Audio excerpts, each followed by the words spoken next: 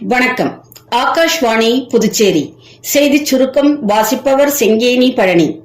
பிரதமர் திரு நரேந்திர மோடி இன்று ரஷ்ய அதிபர் திரு விளாடிமிர் புட்டினை தொடர்பு கொண்டு பிறந்தநாள் வாழ்த்து தெரிவித்தார். 23வது இந்தியா ரஷ்யா வருடாந்திர உச்சிமாநாட்டில் திரு புதினை சந்திக்க தாம் ஆர்வம் கொண்டுள்ளதாகவும் அவர் தெரிவித்தார். பிரதமர் திரு நரேந்திர மோடி அரசு தலைவராக நாட்டுக்கு சேவை புரிவதில் இன்று 25 ஆண்டுகளை எட்டியுள்ளார். இந்த 25 ஆண்டுகளில் மக்கள் தம் மீது காட்டி வரும் தொடர்ச்சியான அன்பிற்கும் நம்பிக்கைக்கும் அவர் நன்றி தெரிவித்துக் கொண்டுள்ளார். கடந்த 11 ஆண்டுகளில் நாடு பல்வேறு துறைகளில் முக்கிய மாற்றங்களை சந்தித்து இருப்பதாக பிரதமர் கூறியுள்ளார். பிரதமர் திரு நரேந்திர மோடி நாளை முதல் மகாராஷ்டிரா மாநிலத்திற்கு 2 நாள் பயணம் மேற்கொண்டு நவி மும்பை சர்வதேச விமான நிலையம் மற்றும் பல்வேறு திட்டங்களை தொடக்கி வைக்கிறார்.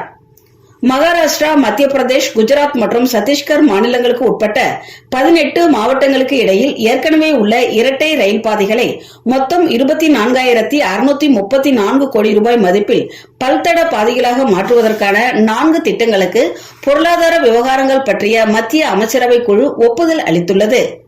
பிரதமரின் சூரியகர் இலவச மின்சார திட்டத்தின் கீழ் மொத்தம் 10,907 கோடி ரூபாய்க்கான சுமார் 5 லட்சம் கடன் விண்ணப்பங்களை பொதுத்துறை வங்கிகள் அங்கீகரித்து இருப்பதாக மத்திய அரசு தெரிவித்துள்ளது.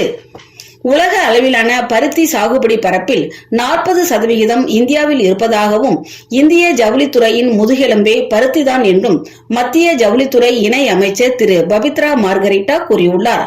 புதுடெல்லியில் இன்று நடைபெற்ற உலக பருத்தி தின விழாவில் பேசுகையில் அவர் இவ்வாறு கூறினார். ஐசிசி உலகக்கோப்பைக்கான மகளிர் ஒருநாள் கிரிக்கெட் போட்டித் தொடரில் இன்று குவஹாத்தியில் நடைபெறும் போட்டியில் பங்களாதேஷ் அணியால் நிர்ணயிக்கப்பட்ட 179 ரன் என்னும் வெற்றி இலக்கை நோக்கி இரண்டாவதாக ஆடும் இங்கிலாந்து அணி சற்று முன் வரை 32 ஓவர்களில் 6 விக்கெட் இழப்பிற்கு 117 ரன் எடுத்திருந்தது. மத்திய அரசு மாணவர்களுக்கு இலவச லேப்டாப் வழங்க இருப்பதாக வெளியாகியுள்ள தகவல் போலியானது என்றும் சந்தேகத்திற்கு இடமான இணைய இணைப்புகளை பொதுமக்கள் தவிர்க்க வேண்டும் என்றும் பத்திரிகை தகவல் அலுவலகத்தின் உண்மை அறியும் பிரிவு கூறியுள்ளது. இத்துடன் இந்த செய்திச் சுருக்கம் நிறைவு பெறுகிறது.